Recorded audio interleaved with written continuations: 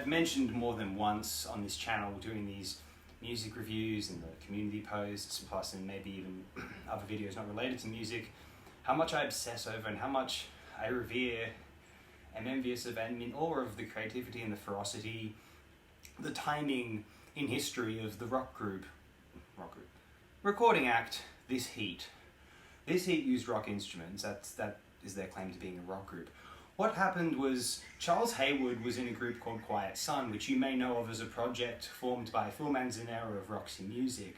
He had this group called Quiet Sun, which released one album in 1975, and then I believe Manzanera's attentions were dedicated to the 801 supergroup of Eno, Bill McCormick and Simon Phillips on the 801 live album, and then the solo album, List Now, is partly credited as just Phil Manzanera, and Haywood isn't on there. Haywood decided to form a group called, there was a UK heatwave going on, which I mean, you know, heat waves are nothing new now, but at the time this was apocalyptic. I mean, it certainly felt apocalyptic. It was totally new. Many of us are born into extreme heating conditions in a rapidly warming climate. These guys thought the end of the world was on the way and decided to produce an appropriate soundtrack to the end of the world. Their initial debut LP, 1979, self-titled This Heat, was partly produced by the member of Slap Happy, Anthony Moore. What This Heat was trying to achieve, I think, was this. It was trying to, what the phrase thrown out by Simon Reynolds, rip it up and start again. I can't think of a group where this applies toward more so than This Heat, because This Heat is accomplishing, I think, what the most avant-garde 20th century, more classical composers were attempting to achieve, except they were using the domain of the rock and roll formula, the instruments in the recording studio, the instruments associated with rock and roll and the rock band.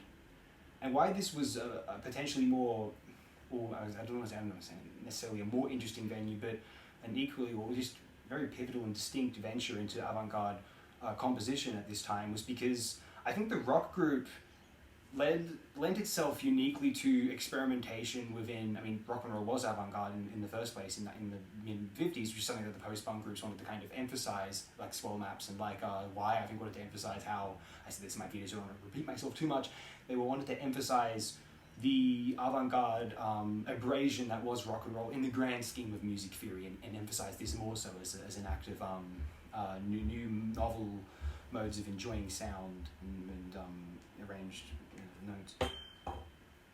What we have with This Heat is, it's one thing to do this with an orchestra, it's one thing to do this as a virtuosic, a violinist or guitarist or saxophonist. It was another thing entirely for rock musicians, not necessarily virtuosos, although Charles Haywood is an extraordinary drummer. You don't get to drum with Phil Manzanera unless you are. Yeah, he's great, yeah.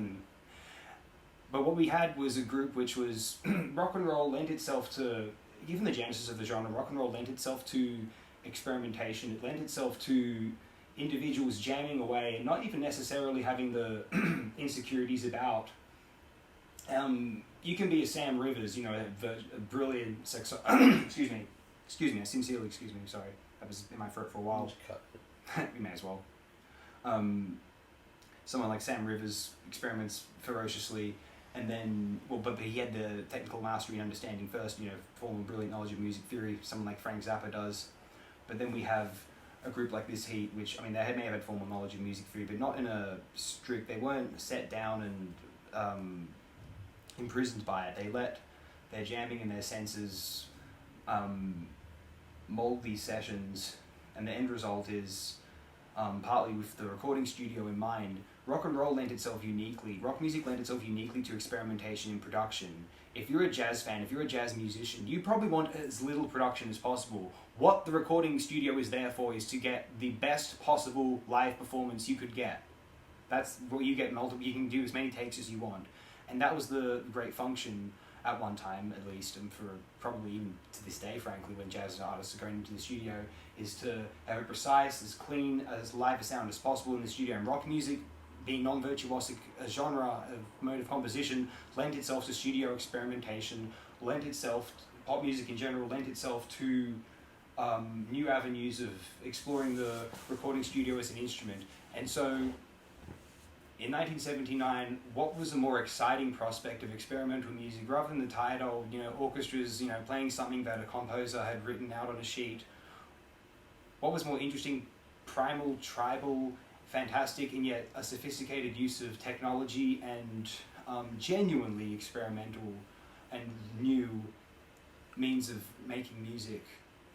I think the explosion that was This Heat self-titled remains not only one of the most pivotal acts of a rock group in recorded history, but also of avant-garde composition, 20th century composition, classical or otherwise, up to that time. You know what's interesting as well? I think it's an early example, because it predates Peter Gabriel, obviously, of a British group doing, like, world music.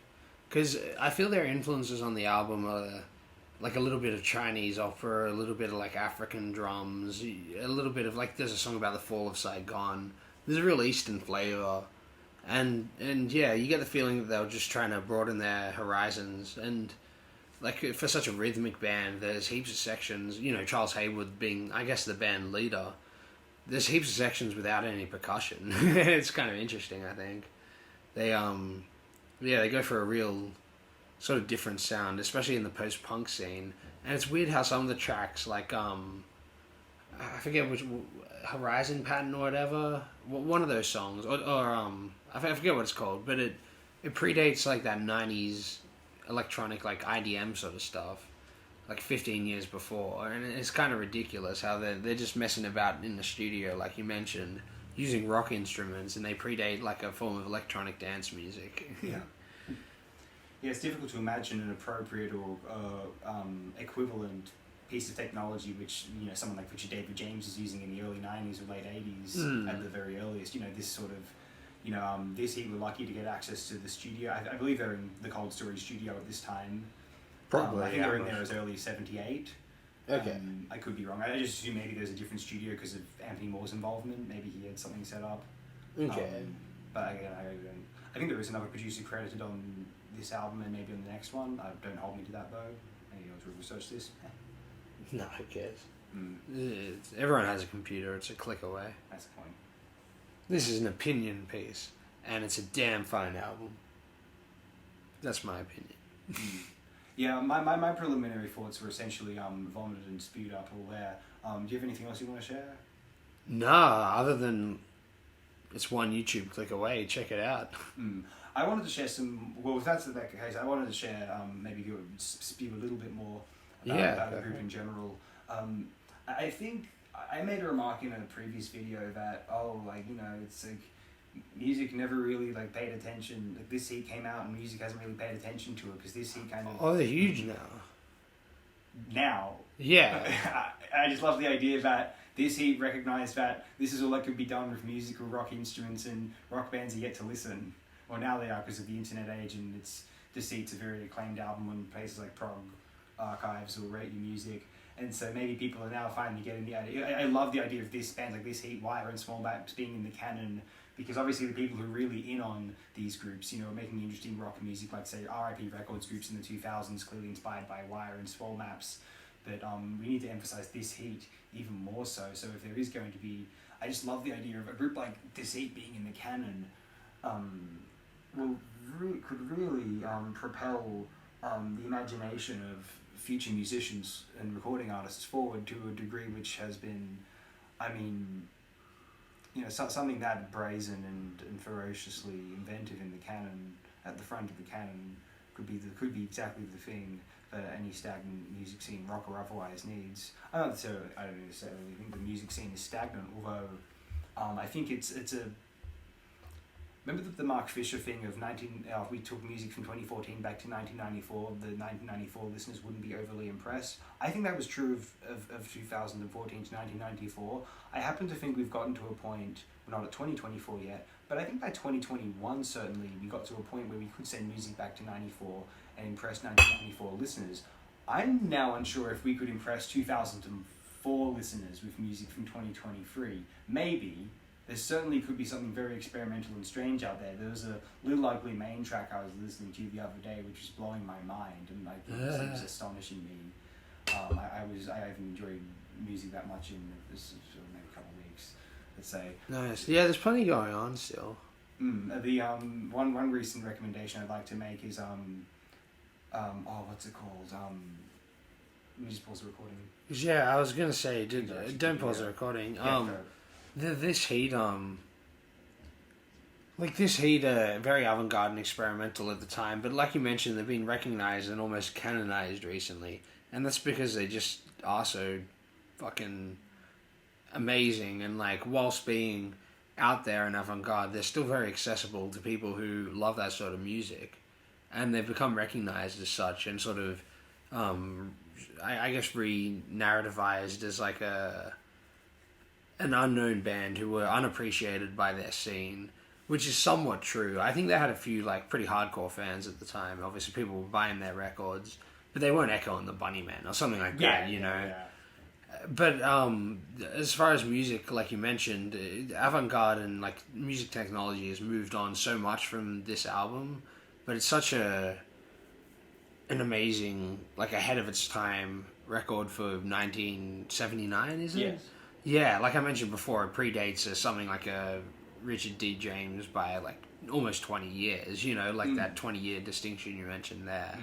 It sort of fulfills that quota by like, let's say you play someone Aphex Twin who was a This Heat fan, would they be that impressed? Whereas someone who hadn't heard This Heat back in the day hears Aphex Twin in the 90s and it's like, I've never heard music like this. I could imagine that happening. Yeah, that is very interesting. Before, like the idea of I think taking Aphex Twin back to like a This Heat fan, I think they'd be like, oh wow, like is this kind of music getting bigger and more popular? Yeah. Aphex Twin did have his days, certainly by the later 90s. He was really canonized, I think.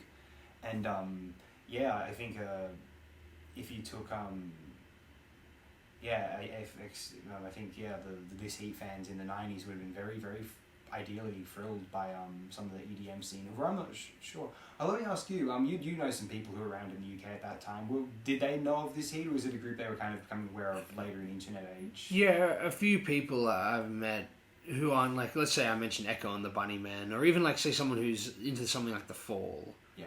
Like they haven't heard of This Heat. There are a few people I've met who are really into music and were DJs and stuff like that.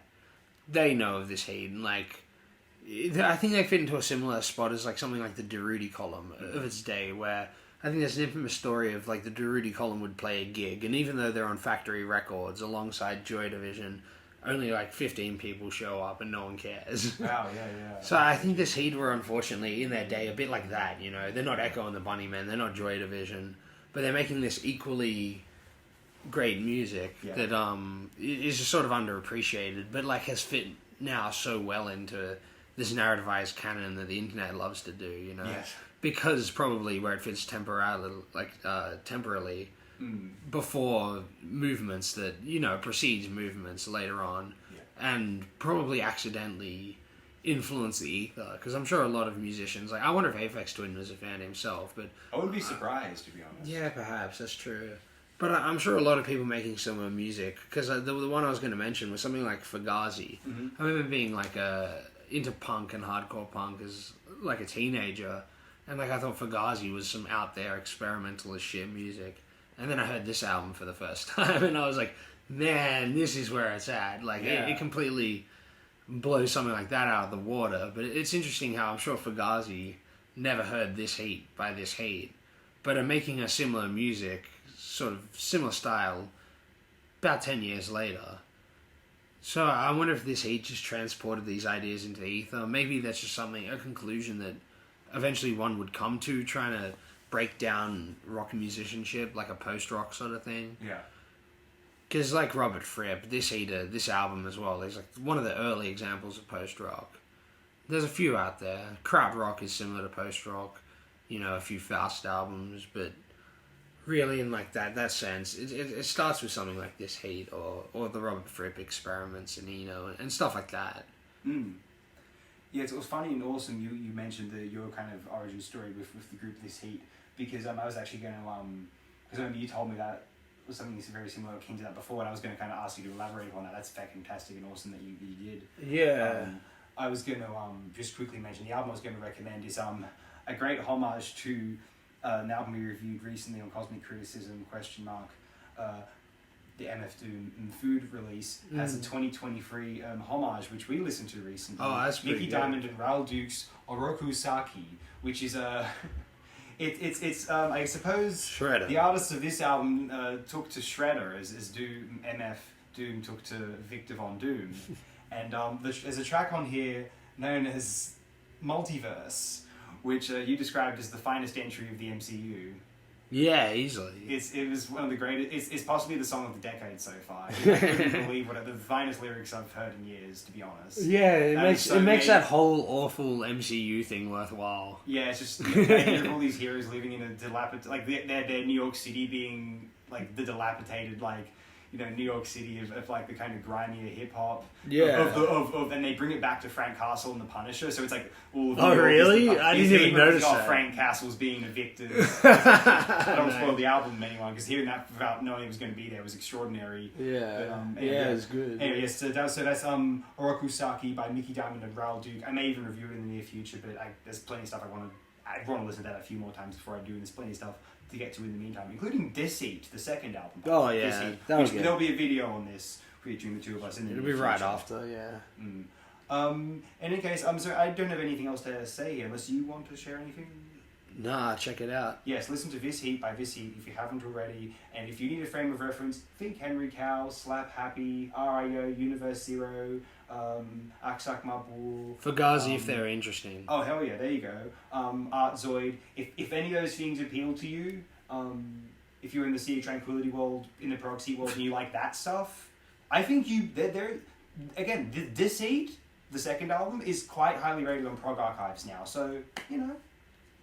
If you're a prog listener, if you're into avant prog, I definitely think. Well, yeah, there you go. There's another genre it precedes. Is that like 90s alt metal? I guess similar to Fugazi once again. But yeah, there's elements of that, like very grimy sort of metal-y stuff. Yeah. Even, I guess it's on Deceit. We'll get to that. But yeah, so if you're into just like 90s hardcore and metal music, Deceit's like way ahead of the curve.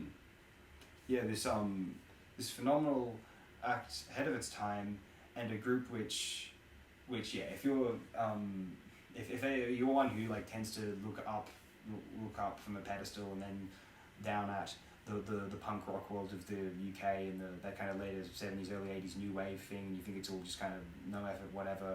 Well, think about the Hayward connection to Quiet Sun. Think about This Heat's relation to Anthony Wolf from Slap Happy. This is some of the most genuine and genius progressive rock, experimental rock / music period you'll ever hear, in my opinion. Ain't that the truth, brother? And I think we'll end it here. Thank you very much, everyone, my friends.